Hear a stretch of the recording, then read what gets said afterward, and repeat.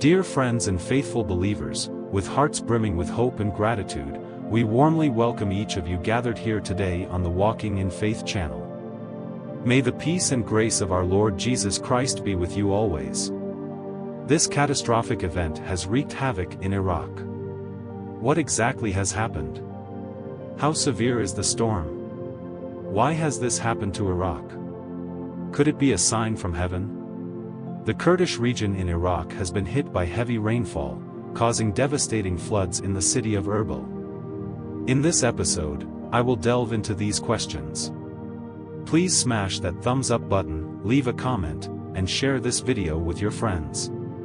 Let's dive in. Iraq, officially known as the Republic of Iraq, is a country in West Asia situated in the Middle East.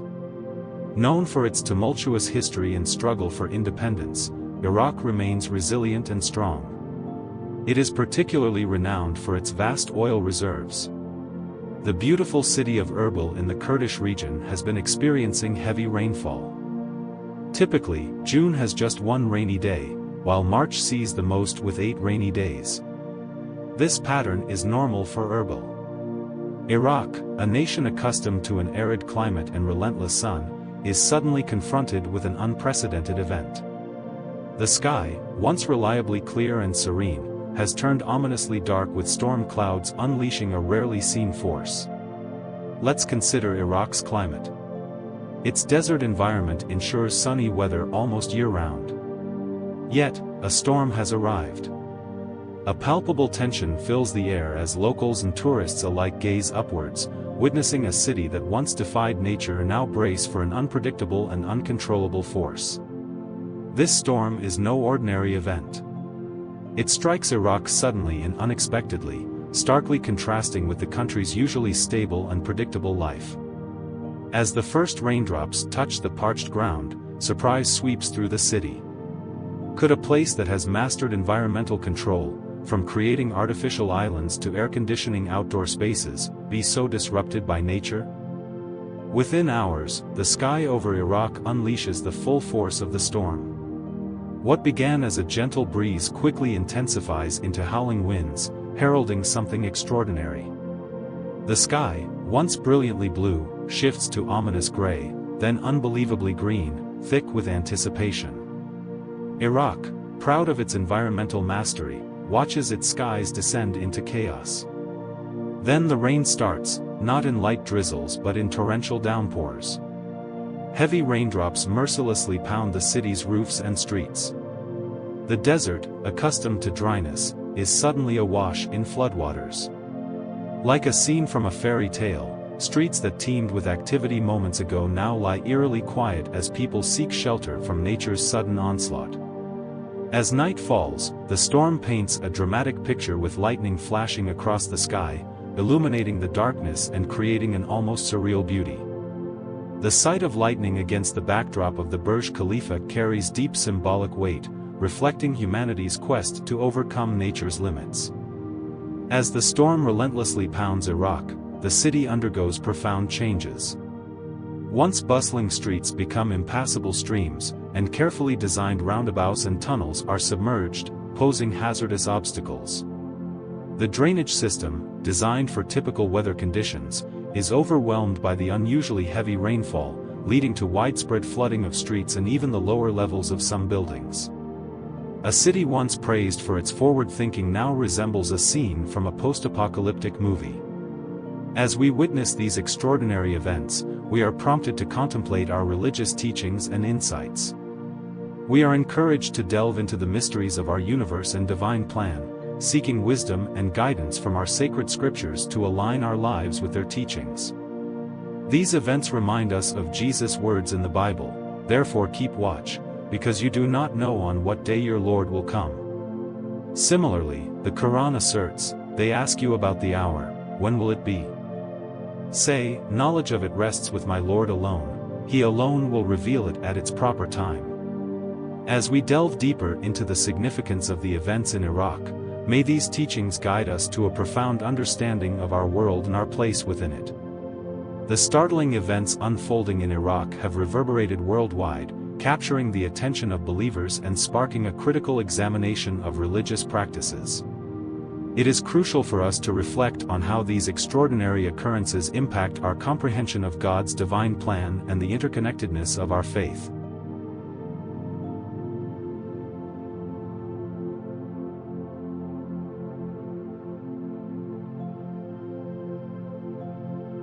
The powerful easterly winds and intense lightning storms disrupting the movement of Umrah pilgrims at the Grand Mosque underscore the significance of these weather events on religious rituals and safety. The recent weather phenomena have disrupted these sacred practices, hindering pilgrims' completion of tawaf, the ritual circumambulation of the Kaaba 7 times. Additionally, the custodians of the revered mosque, essential for maintaining its sanctity, have been affected, with reports indicating some were swept away like leaves. The recent events in Iraq, characterized by intense lightning storms, powerful winds, floods, and unusual sounds during prayers at the Iraq Echo, reflect the disruptive signs mentioned in scriptures. While cautioning against direct correlations, the symbolic weight of these extraordinary events prompts believers to reflect on their spiritual readiness for potential prophecy fulfillment. The Quranic perspective enriches our understanding, portraying Jesus as a righteous leader pivotal in establishing justice and upholding divine order. Surah An-Nisa 4:159 mentions, "And there is none from the people of the scripture but that he will surely believe in him before his death. And on the day of resurrection, he will be a witness against them." In light of these verses and recent shocks in Iraq, we are compelled to ponder potential connections between these signs and the eventual return of Jesus. While interpretations may vary, the overarching message remains clear: heed the signs and prepare spiritually. Furthermore, the events in Iraq serve as a catalyst for interfaith dialogue and cooperation. The shared anticipation of Jesus' second coming in Islam and Christianity provides a common platform for believers to engage in discussions about their respective faiths. Witnessing these unprecedented events underscores the urgency for believers to unite in their shared humanity and spiritual journeys, seeking collective solutions for the challenges ahead. These disruptions to religious practices have been deeply unsettling for the Muslim community. They have prompted urgent calls for prayer and reflection and have also sparked discussions about the signs of the hour, the Islamic term for the end times. The second coming of Jesus is a significant event prophesied in both the Bible and the Quran, marking a time of judgment and the fulfillment of God's ultimate plan. For us, the second coming is described in various parts of the New Testament. The Gospel of Matthew, for instance, contains Jesus' own words about his return: "For as lightning that comes from the east is visible even in the west, so will be the coming of the Son of Man." This event is associated with the resurrection of the dead, the final judgment, and the establishment of God's kingdom. In Islam, the second coming of Jesus, known as Isa in Arabic, is also a significant event. Islamic traditions state that Jesus will return in the end times to restore justice and defeat the Antichrist, known as the Dajjal. While the Quran does not explicitly mention the second coming of Jesus, it emphasizes his significance as a prophet in his miraculous birth, life, and ascension to heaven. The recent unusual weather phenomena in Iraq, including intense lightning storms and powerful easterly winds, have sparked discussions about their possible connections to the signs of the second coming. In the Bible, various natural phenomena are often associated with divine interventions and prophetic events. For instance, the Book of Revelation describes a series of cataclysmic events, including thunder, lightning, and earthquakes, that precede the second coming of Jesus. In the Bible, there are several instances where natural phenomena disrupt religious practices and serve as signs from God. For example, in the Book of Exodus, a series of plagues disrupts the religious and social order of Egypt, leading to the liberation of the Israelites. In the New Testament, the crucifixion of Jesus is accompanied by darkness, an earthquake, and the tearing of the temple veil, disrupting the religious practices of the time. In the face of these challenges, we are reminded of the words of Jesus in the Bible: "In this world you will have trouble. But take heart. I have overcome the world." These words offer hope and courage in the midst of uncertainty and change. They remind us that even in the face of disruption and difficulty, our faith can be a source of strength and resilience. The recent extraordinary easterly winds in Iraq, coupled with intense lightning storms and other unusual weather patterns, beckon us to heed these ancient admonitions. It is a reminder that our actions, as individuals and as a collective, carry consequences in the eyes of the Almighty.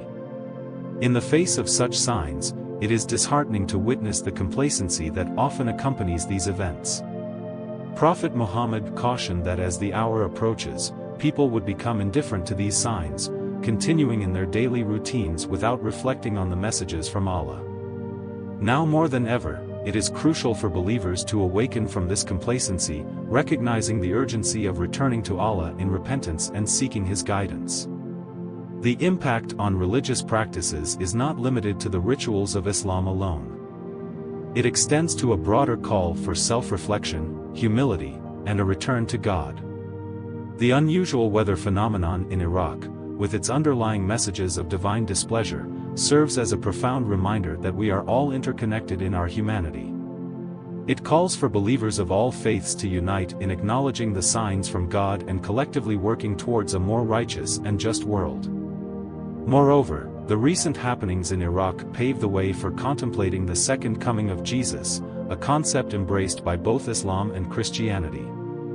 The Bible in Matthew 24 extensively details the signs preceding the second coming, including wars, famines, and earthquakes. While the specific events in Iraq may not align precisely with these biblical prophecies, they serve as a wake-up call for believers to prepare spiritually for the anticipated return of Jesus. As we witness these extraordinary occurrences, the call to return to salvation becomes even more urgent. Both the Quran and the Bible emphasize the mercy of God, inviting believers to seek forgiveness and guidance. It is a pivotal moment for introspection, repentance, and a collective commitment to align our lives with the teachings of our respective faiths.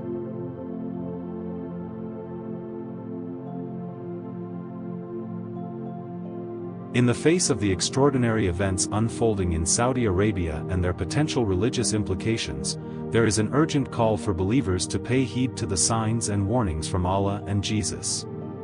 These signs, as depicted in the Quran and the Bible, serve as divine messages urging us to reflect on our actions, seek forgiveness, and return to our path of salvation. The unusual weather phenomena, the disruptions to religious practices, and the societal challenges witnessed in Iraq echo the biblical teachings of the impermanence of earthly life and the enduring nature of God's Word.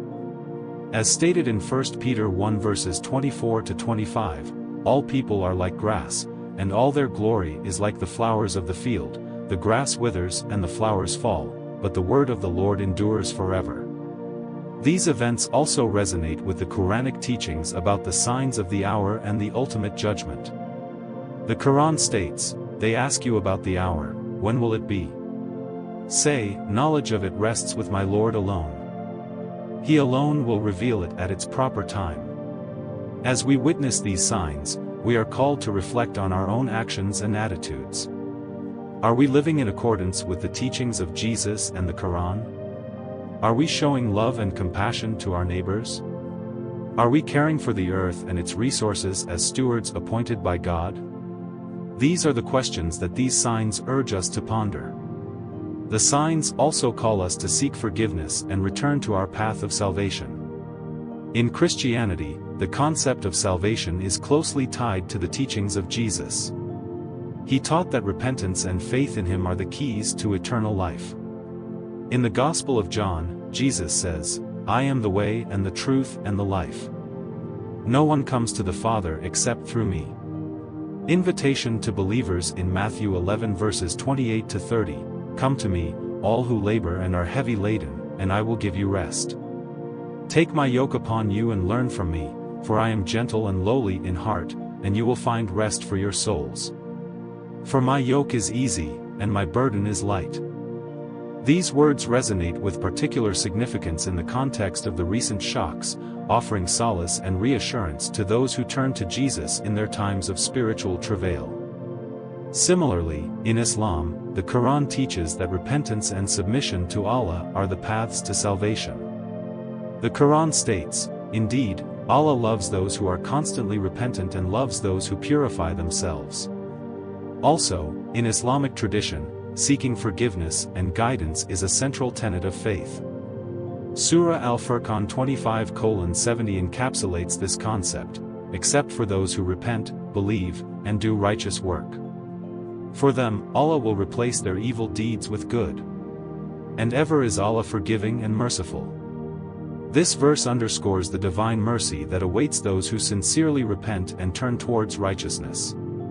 In light of these teachings, the extraordinary events in Iraq serve as a wake-up call for believers. They remind us that it's not too late to return to our Savior, seeking forgiveness and guidance.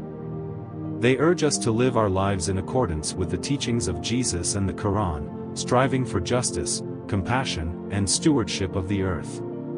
As we continue to witness these signs, let us remember the words of Jesus in the Bible, "Therefore keep watch, because you do not know on what day your Lord will come." And let us heed the Quran's call to recognize the signs of Allah in the changing winds and weather patterns, in the alternation of the night and the day, and in what Allah sends down from the sky of provision and gives life thereby to the earth after its lifelessness, and in His directing of the winds are signs for a people who reason. May these signs serve as a reminder of the transient nature of our world and the enduring power of faith, and may they inspire us to live our lives in accordance with the teachings of Jesus and the Quran, striving for justice, compassion, and stewardship of the earth. As we continue to explore the significance of the events in Iraq, may we find wisdom in these reflections, guiding us towards a deeper understanding of our faith, our world, and our shared humanity. And may they inspire us to live out our faith with courage, compassion, and hope. In the enigmatic echoes of Iraqi shock, believers are summoned to profound contemplation. Ponder upon the signs unveiled, recognizing them as divine prompts from our saviors. Let our collective response be one of vigilant introspection, seeking guidance and forgiveness as we navigate the uncharted waters of these celestial messages. May our hearts be steadfast, our spirits awakened. A prayer echoes for vigilance and divine guidance as we traverse the path towards redemption. May the revelations in Dubai serve as beacons, illuminating the journey of believers towards a sanctuary of renewed faith and spiritual awakening. Is this natural disaster merely a rare meteorological event, or does it hold deeper, perhaps sacred, significance? Throughout history, natural disasters have often been seen in a broader context, with some interpreting them as messages or warnings from supernatural forces. Many religious traditions view natural events as reflections of divine will or consequences of human actions. Could the massive storm in Iraq serve as a powerful reminder for humanity to reconsider our relationship with nature's power?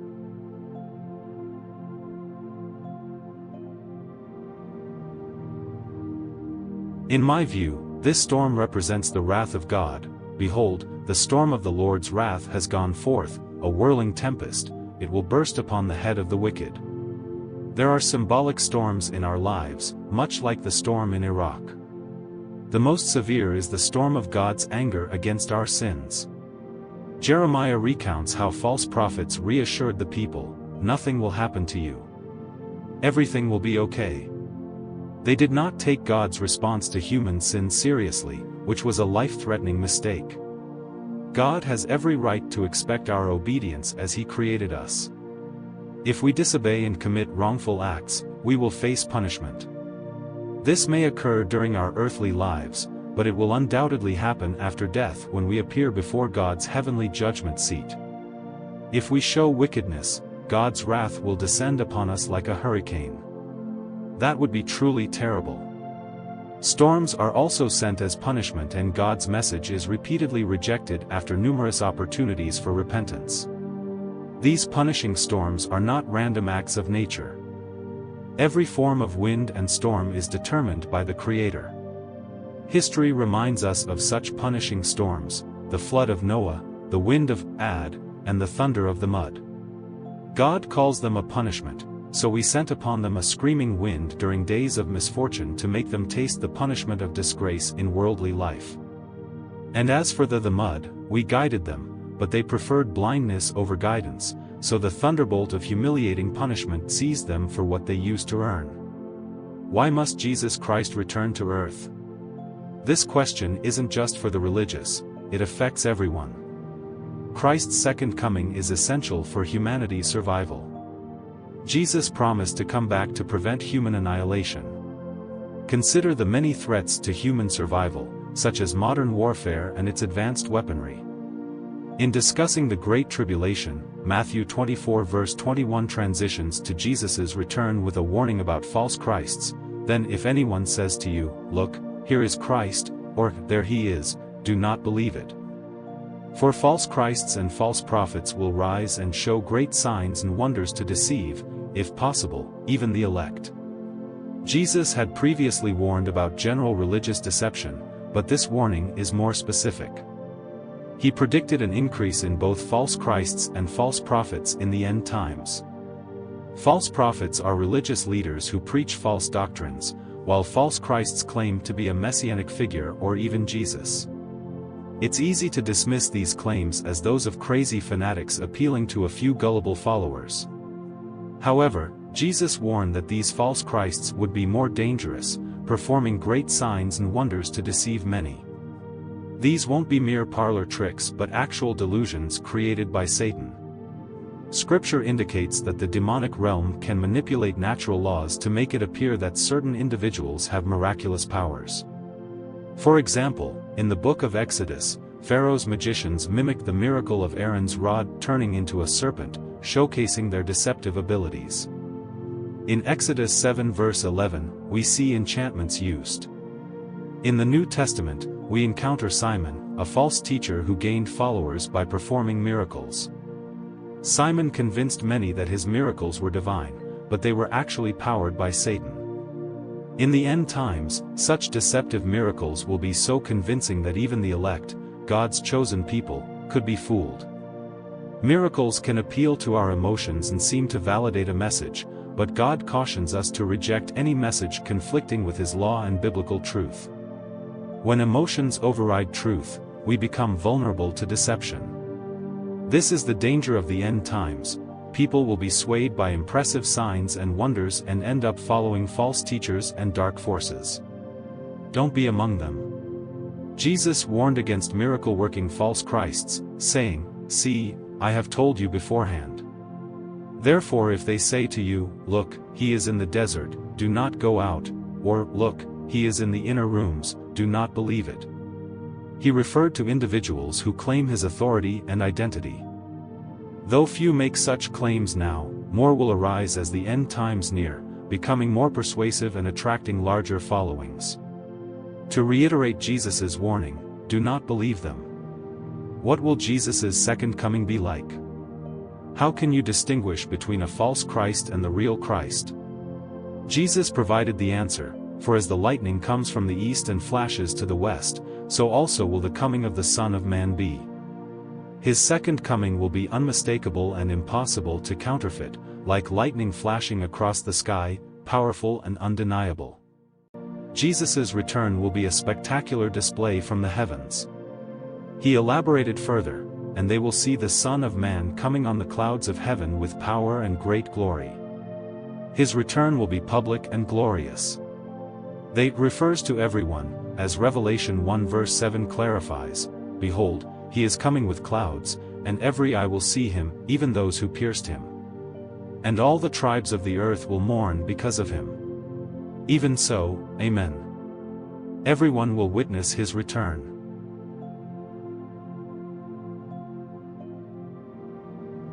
Though it's hard to imagine how, he won't resemble the popular image of Jesus.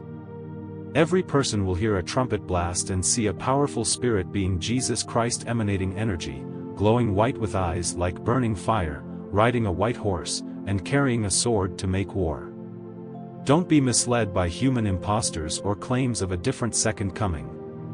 When Jesus returns, it will be an unmistakable, earth-shaking event described in the Bible. You will have no doubt.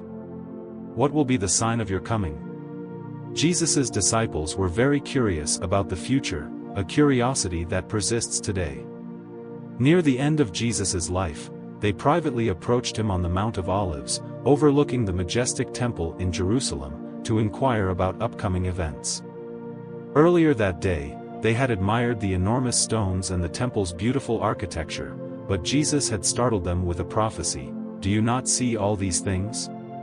Assuredly, I say to you, not one stone shall be left here upon another that shall not be thrown down. Later, in private, they asked him, Tell us, when will these things be? And what will be the sign of your coming and of the end of the age? On the Mount of Olives, Jesus responded with one of the most important prophecies in the Bible. This prophecy, recorded in Matthew 24, Mark 13, and Luke 21, is known as the Olivet Prophecy or Olivet Discourse.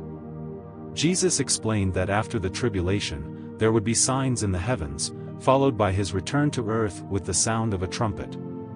Just as he ascended into the clouds, he will return through the clouds. While some 21st century Christians believe Jesus will come secretly before the tribulation to take the saints to heaven, this theory lacks scriptural support. Many Christians believe that Jesus' return will be a public event to resurrect all believers and children. The concept of a secret rapture, where believers are taken to heaven and shielded during the Great Tribulation, is not backed by definitive proof. Neither Jesus nor the apostles taught about such an event. The doctrine of the rapture was largely unknown until the early 19th century and became popular through the Scofield Reference Bible footnotes. Scofield's notes refer to 1 Thessalonians 4 verse 17, Then we who are alive and remain shall be caught up together with them in the clouds to meet the Lord in the air. And thus we shall always be with the Lord. Proponents of the rapture theory interpret, shall be caught up, as describing the rapture. Although the word rapture does not appear in this context or elsewhere in Scripture, the phrase translates from a Greek word meaning to catch, pull, or take by force, highlighting the sudden and powerful nature of God's resurrection of the deceased. For better understanding, consider 1 Thessalonians 4 verses 13 to 17, But I do not want you to be ignorant, brethren, concerning those who have fallen asleep, lest you sorrow as others who have no hope. For if we believe that Jesus died and rose again, even so God will bring with him those who sleep in Jesus. For this we say to you by the word of the Lord, that we who are alive and remain until the coming of the Lord will by no means precede those who are asleep.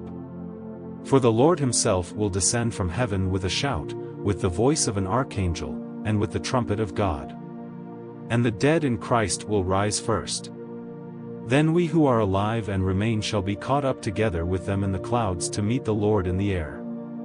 And thus we shall always be with the Lord. This passage promises a resurrection, not a secret rapture. First-century Christians expected Jesus to return in their lifetimes. When some died before his return, they were worried and confused.